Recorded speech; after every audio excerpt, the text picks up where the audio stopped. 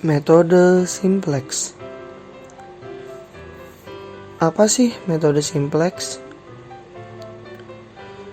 Metode simplex dikembangkan oleh George B. Detching pada tahun 1947 yang merupakan metode yang paling luas dipakai dalam pemrograman linear. Metode simplex merupakan metode yang umum digunakan untuk menyelesaikan seluruh program linear baik yang melibatkan dua variabel keputusan maupun lebih dari dua variabel keputusan. Metode simplex didefinisikan sebagai cara menyelesaikan permasalahan yang memiliki variabel keputusan minimal 2 dengan menggunakan alat bantu tabel. Komponen-komponen simplex: 1. Variabel keputusan atau decision variable, 2. Fungsi tujuan atau objective function, 3. Kendala atau constraint. Langkah-langkah metode simplex: 1. Tentukan variabel keputusan, fungsi tujuan, dan variabel kendala. 2. Tentukan fungsi tujuan, apakah akan dimaksimalisasi atau minimalisasi.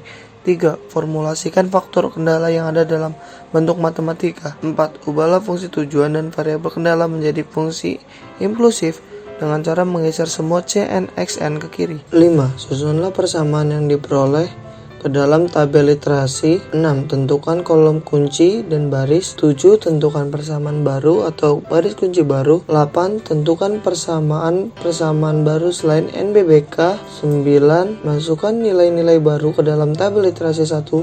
10. Menentukan kesimpulan. Berikut ilustrasinya.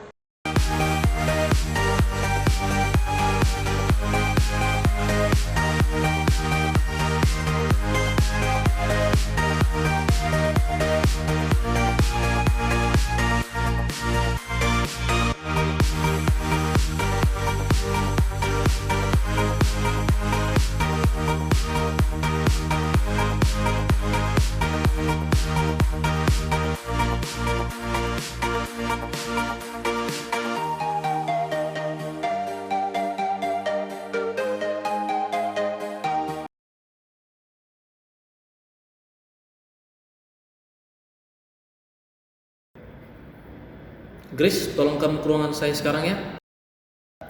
Oke, baik Pak. Saya akan segera ke ruangan Bapak. Grace, coba cek jadwal saya Seninnya, apakah ada yang kosong? Kosong Pak. Baik, berarti hari ini kita mengadakan rapat ya? Rapat untuk apa ya Pak? Untuk membahas tentang kebijakan yang kita ambil untuk memaksimalkan produksi kita. Tolong atur jadwal saya dan beritahu kepada semua karyawannya. Baik Pak.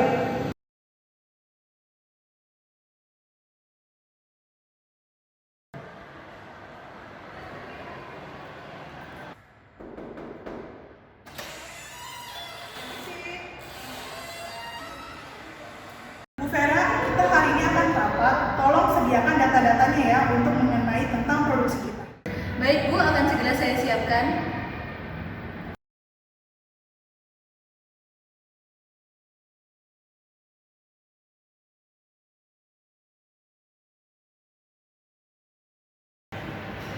Halo Pak Aldi, tolong siapkan data produksi hari ini, kita akan mengadakan rapat ya. Baik Bu, akan saya siapkan.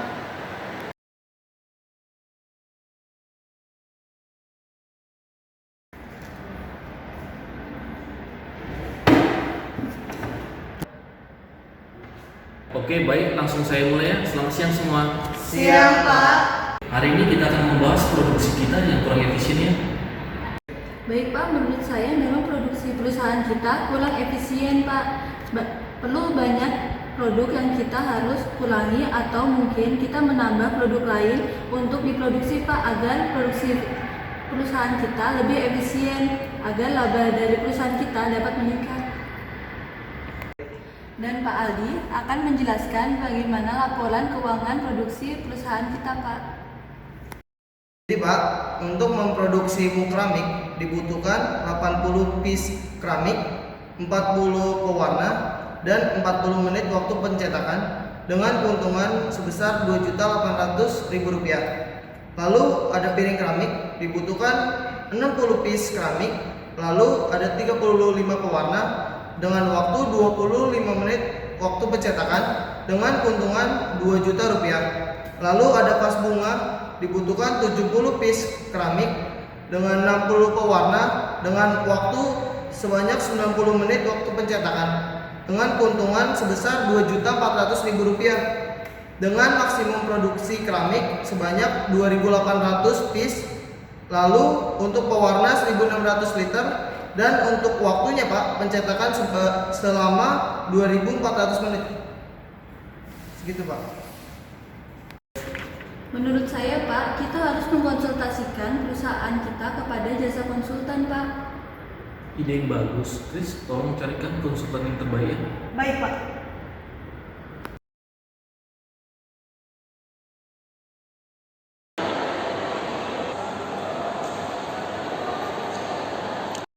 Selamat siang Pak. Siap, Pak. Saya mau bertanya, ruangan Ibu Rosida di mana ya?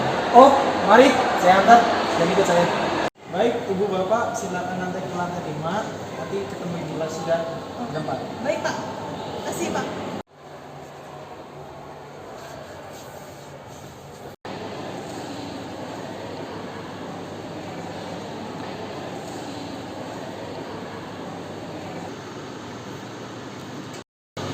Silakan Pak, Bu masuk. Oke, baik Pak.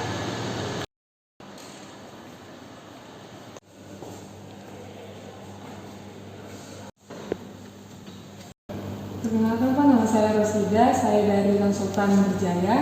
Ini dari Keramikku dan ini sekretaris saya. Halo Pak. Yang bisa saya bantu Pak, Ibu? Jadi Mbak, ini laporan keuangan produksi saya. Bagaimana ya Mbak untuk meningkatkan laba supaya lebih efisien dan efektif? Cara perhitungan manual. Data yang diketahui dari contoh soal. PT Elfrianda memproduksi 3 jenis keramik, yaitu mug keramik, piring keramik, dan vas bunga keramik. Untuk memproduksi mug keramik dibutuhkan 80 piece keramik, 40 liter pewarna, 40 menit waktu pencetakan, dengan keuntungan yang diharapkan sebesar Rp2.800.000. Untuk piring keramik dibutuhkan 60 piece keramik, 35 liter pewarna, 25 menit waktu pencetakan, dan keuntungan yang diharapkan sebesar Rp2.000.000. Dan vas bunga keramik dibutuhkan 70 piece keramik, 60 liter pewarna, 90 menit waktu pencetakan, dengan keuntungan yang diharapkan sebesar Rp2.400.000. Dengan kapasitas maksimum keramik 2.800 piece, pewarna 1.600 liter, dan waktu pencetakan 2.400 menit. Langkah pertama, identifikasi variabel keputusan, fungsi tujuan, dan variabel kendala. Variabel keputusannya, X1 di sini sebagai mug keramik, X2 piring keramik, X3 vas bunga keramik. Step kedua, tentukan fungsi tujuan. Apakah maksimalisasi atau minimalisasi? Maksimumkan Z sama dengan 2.800.000 X1 ditambah 2 juta rupiah X2 ditambah 2.400.000 rupiah X3. Step yang ketiga, formulasikan faktor kendala yang ada dalam bentuk lebih dari perwujudan informasi paling sedikit atau minimum, lebih dari perwujudan informasi paling banyak atau maksimum, sama dengan perwujudan informasi paling memadai. Fungsi kendala, keramik 80x1 ditambah 60x2 ditambah 70x3 kurang dari sama dengan 2.800. Pewarna 40x1 ditambah 35x2 ditambah 60x3 kurang dari sama dengan 1.600. Pencetakan 40x1 ditambah 25x2 ditambah 90x3 kurang dari 2.400. X1, X2, X3 lebih dari 0. Step 4, ubahlah fungsi tujuan dan variabel kendala menjadi fungsi impulsif dengan cara menggeser semua CN, XN ke kiri. Formulasikan faktor kendala yang ada dalam bentuk fungsi kendala memakai simbol kurang dari maka harus ditambah plus S. Fungsi kendala memakai simbol lebih dari, maka harus ditambah minus S tambah A. Fungsi kendala memakai simbol sama dengan, maka harus ditambah A. Note, S sama dengan select, A artifisial. Fungsi tujuan maksimumkan Z dikurang Rp2.800.000 X1 dikurang Rp2.000.000 X2 dikurang Rp2.400.000 X3 sama dengan 0. Fungsi kendala yang pertama keramik 80 X1 ditambah 60 X2 ditambah 70 X3 ditambah S1 sama dengan 2.800. Yang kedua pewarna 40 X1 ditambah 35 X2 ditambah 60 X3 ditambah S2 sama dengan 1.600. Yang ketiga pencetakan 40 X1 ditambah 25 X2 ditambah 90 X3 ditambah S3 sama dengan 2.400, di mana X1, X2, X3 harus lebih dari 0. Step kelima, susunlah persamaan yang diperoleh ke dalam tabel iterasi. Yang keenam, tentukanlah kolom kunci.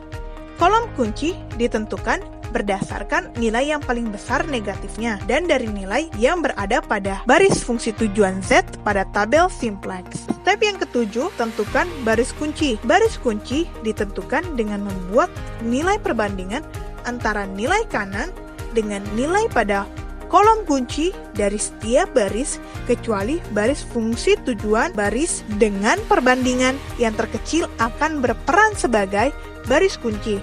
Pertemuan antara kolom kunci dan baris kunci dinamakan angka kunci. Step yang ke-8, tentukan persamaan baru atau baris kunci baru.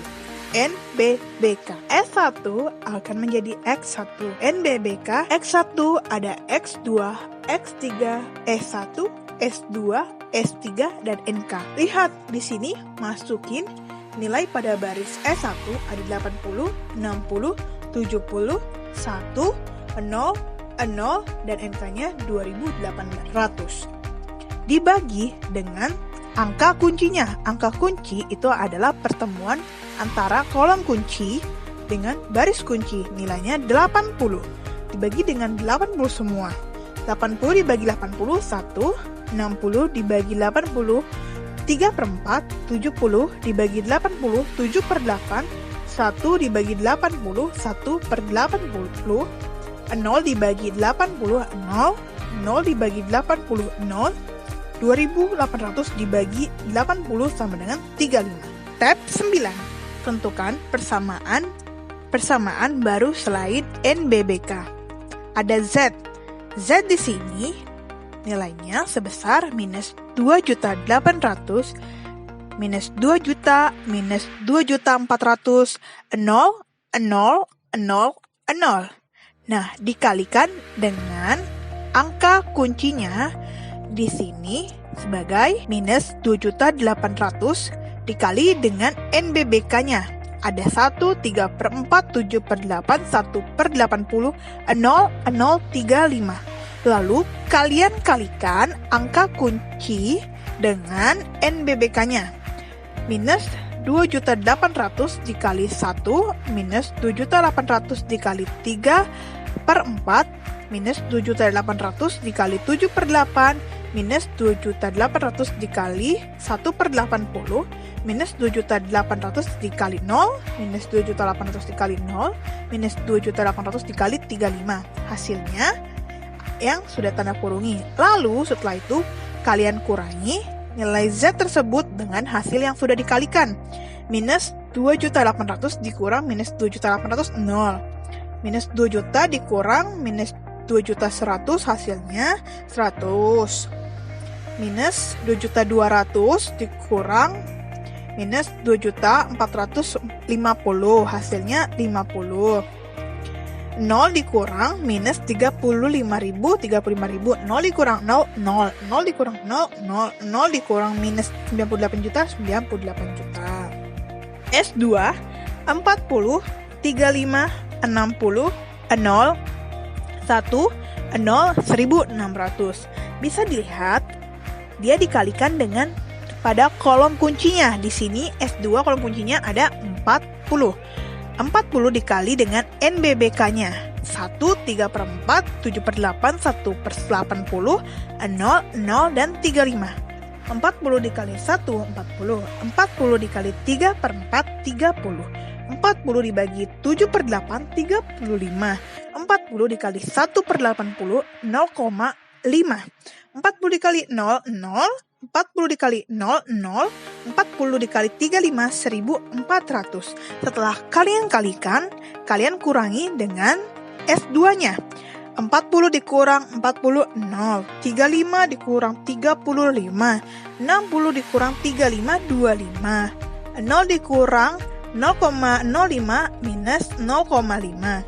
1 dikurang 0, 1. 0 dikurang 0, 0. 1600 dikurang 1400, 200.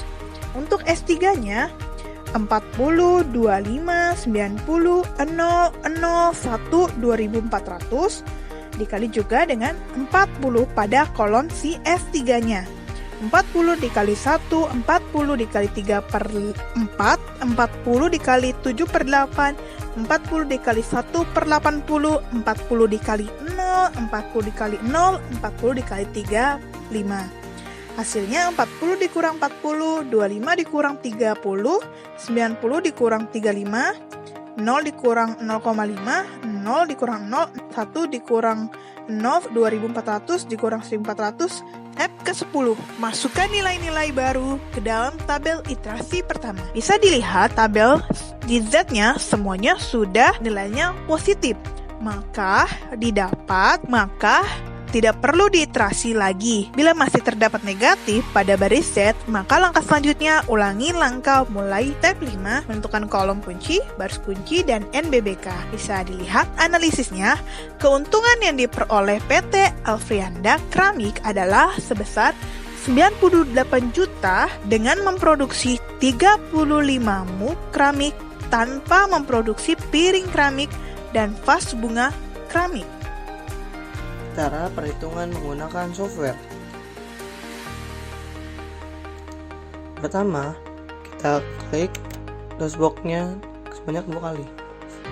Setelah itu akan muncul Windows dari DOSBox-nya. Lalu kita klik Linear and Integer Programming.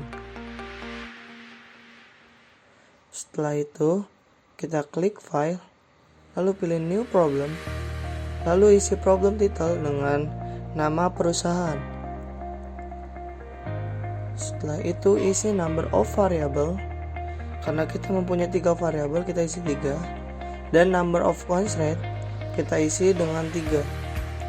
Lalu kita mencari maximization, lalu kita klik OK, lalu kita pilih menu edit, lalu variable name, lalu ubah variabel X1 dengan mug keramik, lalu variabel 2 isi dengan piring, lalu variabel 3 ubah lalu ganti dengan nama vas bunga. Setelah sudah semua, lalu kita klik OK. Lalu isi mug keramik dengan keuntungan maksimal sebanyak 2.800.000, piring sebanyak 2 juta rupiah, lalu vas bunga sebanyak 2.400.000 rupiah. Lalu isi mug keramik sebanyak 80 piece dan 40 liter pewarna dengan 40 menit waktunya. Lalu di piring isi dengan 60 piece dengan 35 pewarna dengan waktu 25 menit. Lalu di vas bunga isi dengan 70 piece, lalu isi dengan 60 liter dan 90 menit. Lalu isi nilai kanan. Setelah selesai, lalu kita pilih Solve Analysis dan Solve Problem, dan lalu kita klik OK. Lalu kita lihat total keuntungan yang dapat 98 juta dengan menggunakan 35 mik keramik tanpa piring dan vas bunga. Ya, Bapak, Ibu, jadi menurut analisis saya, PT Keramikku dapat memproduksi keuntungan itu dengan menggunakan strategi 35 muk keramik dengan keuntungannya itu sebesar 98 juta. Wah, bagus. Semoga langkah yang kita ambil ini benar ya. Terima kasih, Mbak. Terima kasih, Bapak. Terima kasih, Bu.